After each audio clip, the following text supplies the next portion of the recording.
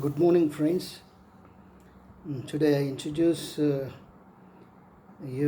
the most important French philosopher of the 20th century, Louis Althusser.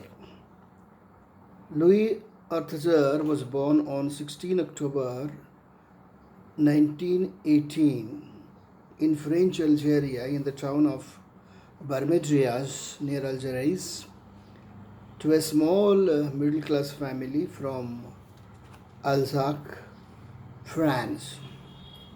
His father was Charles Joseph Althessuer, was a lieutenant officer in the French army, and his mother, Lucine Marthe Berger, was a devout Christian, and she worked for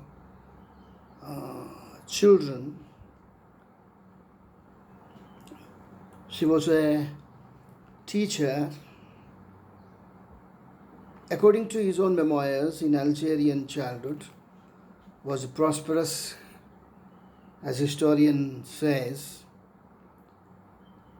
He is to be placed among the most important intellectuals like Albert Camus and Jacques Derrida, and he is said to be the product of French colonial culture in northern Africa. In 1930, his family moved to French city of Marseilles, as his father was to be the director of Campagne Algérienne des Banques, Algerian banking company in the city. Althusser spent the rest of his childhood there, excelling in his studies at the Lycée Saint Charles and joining a scout group. A second displacement happened in 1936 when Althusser settled in Lyon as a student of Lycée du Parc.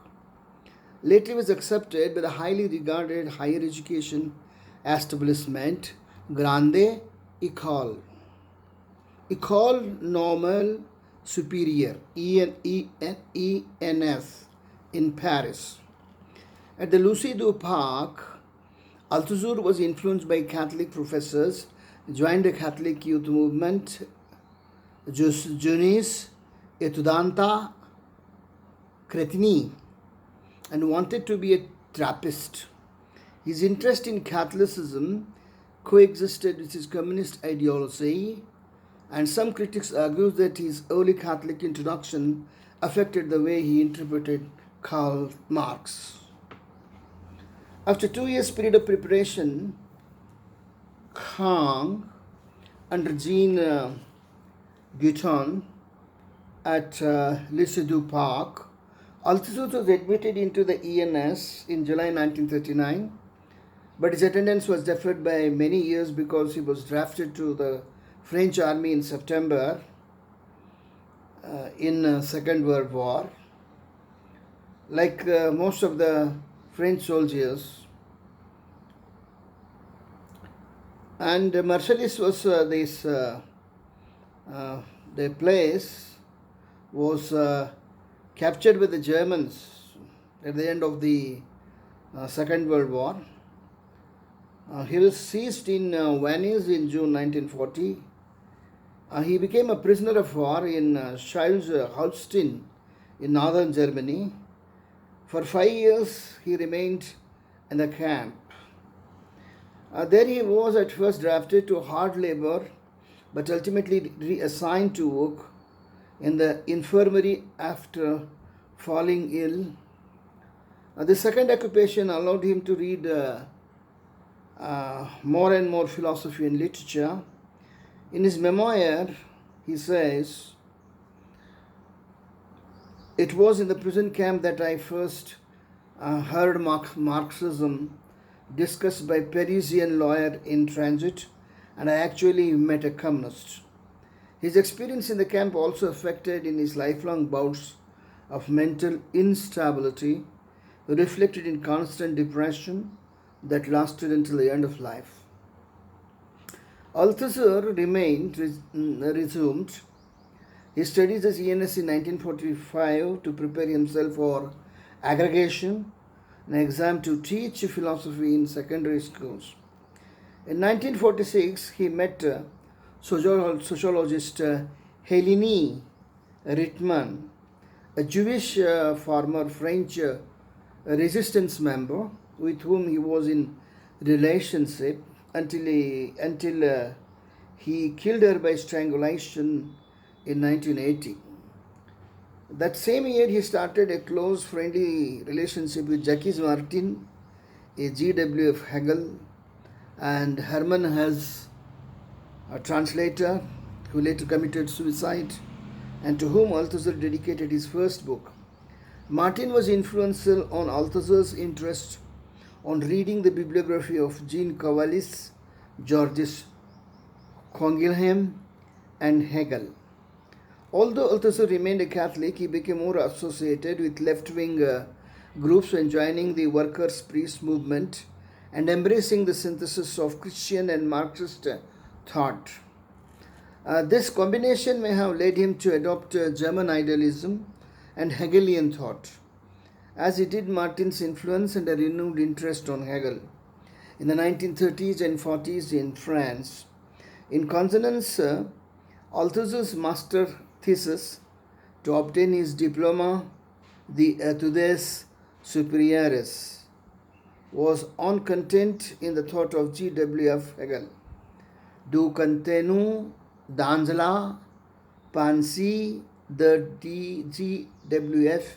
Hegel, 1947, based on the phenomenology of spirit and under Gaston Bachelard's supervision. Althusser dissertated on how Marxist philosophy refused to withdraw from the Hegelian master-slave dialectic. According to researcher Gregory Elliott, Althusser was Hegelian at that time, but only for a short period. And he joined in 1948. He was proved to teach in secondary schools, but instead made a tutor at the ENS to help the students to prepare for their aggregation. His performance on the exam, he was the best ranked on the writing part and second on the oral module, and guaranteed this change in his occupation. He was responsible for offering special courses and tutorials on particular topics and particular figures from the history of Western philosophy. In 1954, he became Secrétaire de l'École littéraire, secretary of the literary school, assuming responsibilities for management and direction of the school. Althusser was deeply influential at the ENS because of the lectures and conferences he organized, in particular leading French philosophers such as Gilles Deleuze and Jacques Lacan. He also influenced a generation of French philosophers and French philosophy in general. Derrida, Pierre Bourdieu, Michel Foucault, and Michael Sarre were all his students. And he worked for 35 years in ENS till November 1980. The most famous essay is Ideological Status Apparatus. This is a main contribution to his study of the nature of the state and its approach to the administration of the subjects. Because Althusser held that a person's desires, choices, intentions, preferences, judgments, and so forth are the effects of social practices. He believed it necessary to conceive of how society makes an individual in its own image. Within the capitalistic societies, the human individual is generally regarded as a subject, a self-conscious, responsible agent, whose actions can be explained by his or her beliefs and thoughts. For Althusser, a person's capacity to perceive himself or herself in this way is not an innate. Rather, it is acquired within the structure of the established social practices which impose on individual the role of ferme of the subject. Social practices both determine the characteristics of the individual and give him an idea of the range of properties that he can have and of limits of each individual. He argues that many of our roles and activities were given to us by social practice. For example, the production of steel workers is a part of economic practice, while the production of lawyers is a part of political legal service. However, other characteristics of individuals, such as their beliefs about the good life, on their metaphysical reflections on the nature of self, and do not easily fit into these categories. In Althusser's view, our values and desires, preferences are inculcated in us by ideological practice, the sphere which has a definitely defining property of constituting individuals as subjects. Ideological practice consists of an assortment of institutions called ideological state apparatus, ISA, which include the family, media, religious organizations, and the most importantly in capitalist society, the education system, as well as the received ideas that they propagate. No single ISA produces in us the belief that we are self-conscious agents, and to derive this belief in the course of learning, and it is to be a daughter, a school child, a bank, a steel worker, a doctor, a counselor, an engineer, and so forth. Despite its institutional forms, the functional structure of ideology is unchanging and present throughout history. Althusser states ideology has no history. All ideologies constitute a subject, even though he may differ according to each particular ideology. Memorably, Althusser illustrates this with the concept of hailing and interpellation. He compares ideology to a policeman shouting, "Hey, you there!" toward a person walking on the street. Upon hearing this call, the person responds by turning round, and in doing so is transformed into a subject. The person being hailed recognizes himself and herself as the subject of the hail and knows to respond. Althusser called this recognition as misrecognition, chronogynes, because it works retroactively. A material individual is always ready an ideological subject even before he or she is born. The transformation of the individual into a subject has already happened. Althusser acknowledged the debt to Spinoza's theory of immanence. And he also speaks of IRSA, the repressive apparatus used by the state authority whenever there is a breakout of the violence by the working class.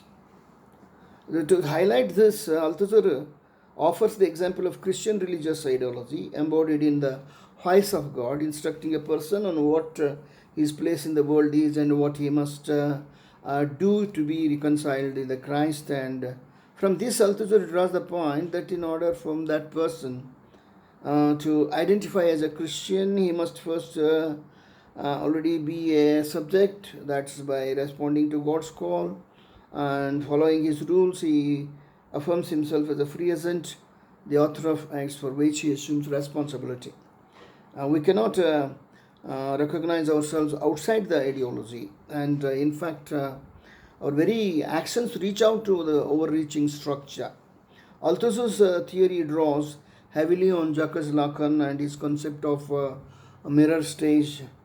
We acquire our identities by seeing ourselves mirrored in ideology, and this is a gist of is one of the main contributions to 20th century criticism. I must conclude by saying that he died on 22 October 1990 at La Virera, France.